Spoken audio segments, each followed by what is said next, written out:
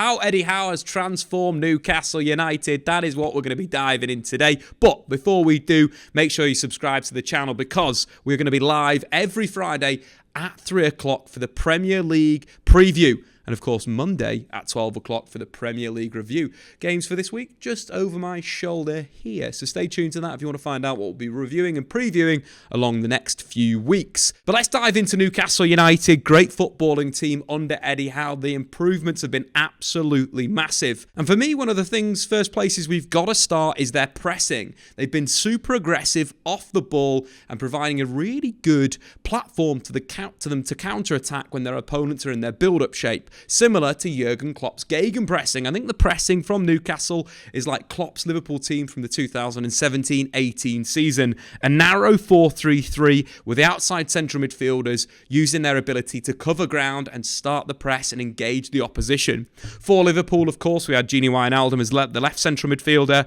We had Fabinho in the middle, and of course James Milner providing the cover on the right. For Newcastle, of course, Longstaff, Bruno Guimaraes and Joe Willock. Got a great example of this from the game against Tottenham Hotspur in the Premier League that actually led to the second goal for Newcastle. Again, Miguel Almiron showing his quality in front of goal. We're going to talk about that guy as well, don't you worry. But let's bring up the screenshots, the footage of the game. So as you can see here, Tottenham are building out from the back. Eric Dyer is in a sort of defensive midfield position, moving from that centre-back position to force the opposition back a little bit. We've got Davinson Sanchez at the top of the screen and Ben Davies at the bottom of the screen with Hugo Lloris on the ball. We can clearly see Newcastle define narrow 4-3-3 with, of course, Callum Wilson picking up Eric Dyer in that central area. Joelinton, of course, is going to move out and press Davinson Sanchez as the ball's moved over there.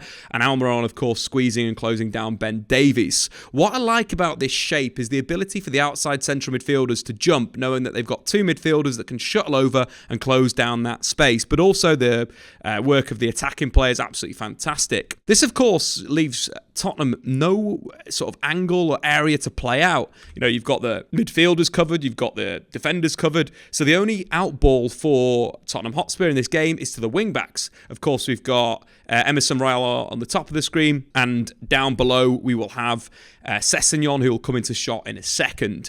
But what this does for Newcastle allows them to play on that front foot and try and catch Tottenham Hotspur in their build-up structure. Again, that gegenpressing style and idea. What I love about this is as soon as Hugo Lloris is shaping to play the pass, is we've got Sean Longstaff active in a position to, you know, as soon as the ball's played, go and attack it. Miguel Almiron's also aware of what's around him, what's behind him, to join in with Longstaff if Sessegnon decides to come back and try and play to one of his outside centre-backs or Hugo Lloris. I love that attitude from Newcastle, and that's one of the biggest improvements under Eddie Howe and why they've been transformed from a team that conceded goals for fun to a team that's hungry and aggressive.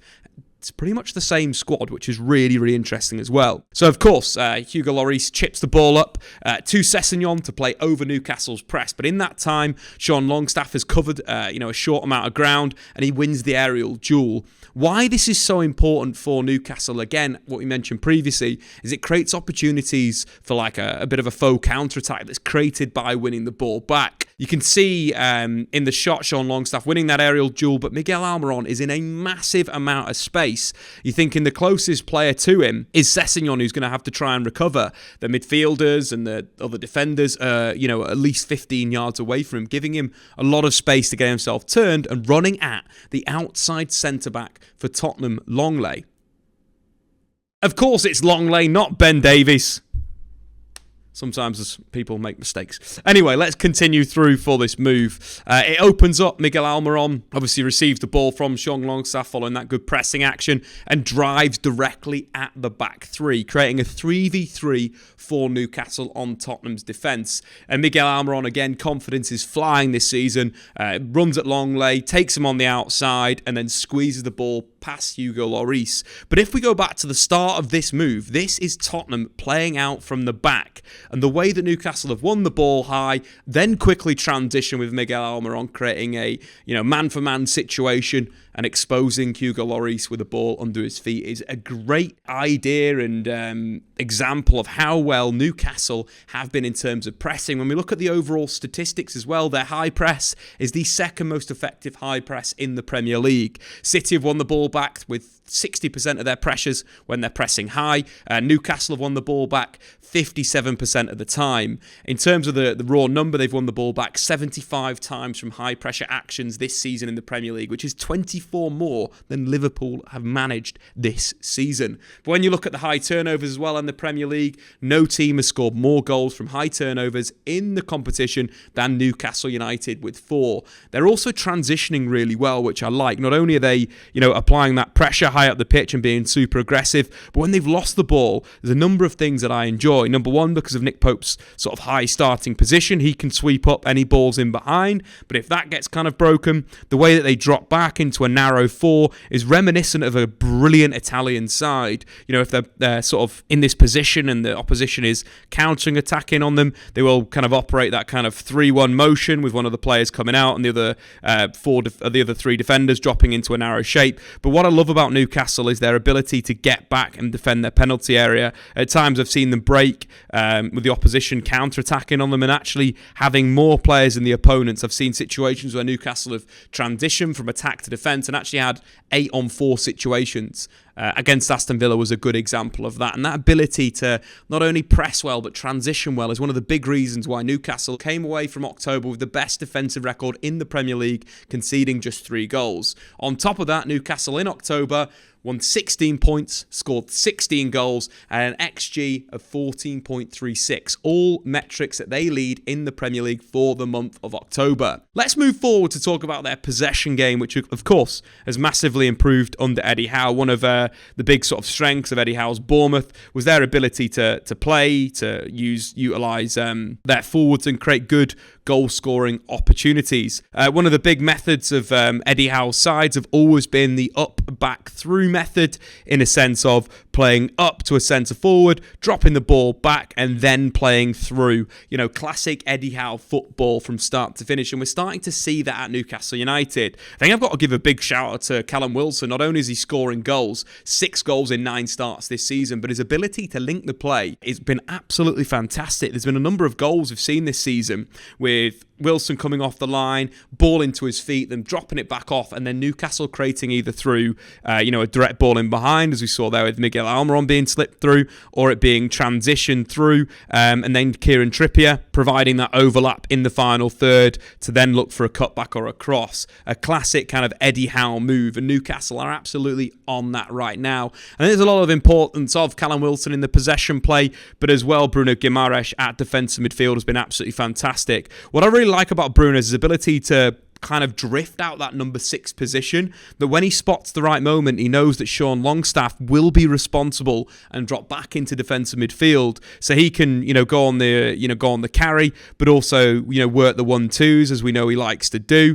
Back to him, then back into Miguel Almiron, then back to him again to create. One of those types of situations against Aston Villa was a brilliant passing move from that central midfield low to central midfield high, with Bruno getting on the ball in that final third. He's also used like a bit of a pivot in a sense of when Newcastle are kind of in their attacking shape.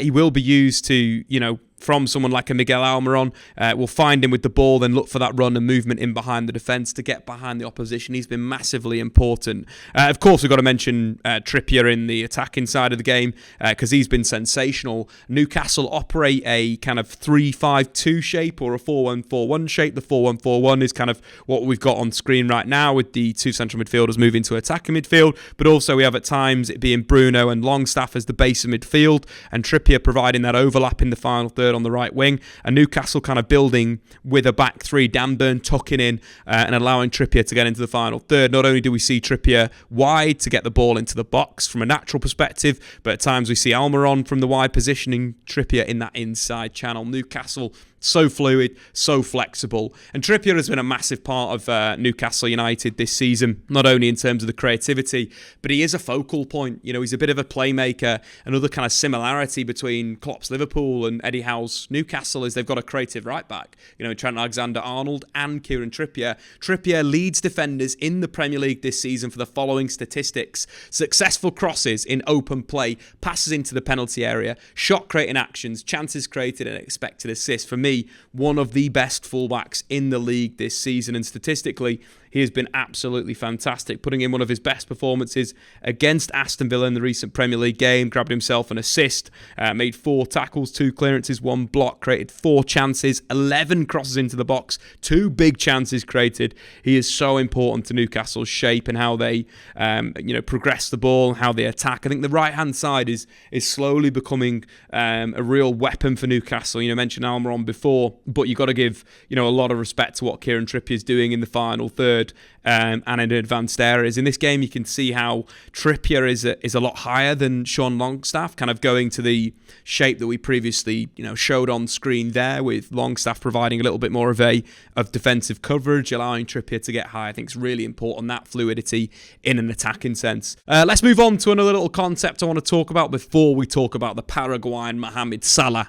Yes, I've said it. But that's the threat in behind that's quite similar to, let's say one of the first Klopp teams. You look at the dominant ones with Mane, with Salah, and it's becoming a bit of a trend from Liverpool. Bit of a Freudian slip there. It's becoming a bit of a trend from Newcastle United, especially from Fabian Schär and Sven Botman. Schär has the ability to not only find Joe Linton with his right foot, but we've seen clip balls over the top for Wilson and balls down the line for Miguel Almiron. This is a bit of a theme in a sense of not only there being a threat from Wilson moving in behind, but when Wilson drops, the threat from wide forwards, making those runs from out to in, which is classic, modern football behaviour. And when you're looking at the chances created from the 2 centre-backs, Fabian Schär and Sven Botman, both of them sit in the top 5 in the Premier League. Sven Botman's created 6 chances, and of course Fabian Schär's created 7 chances. Only Ben Davies at Spurs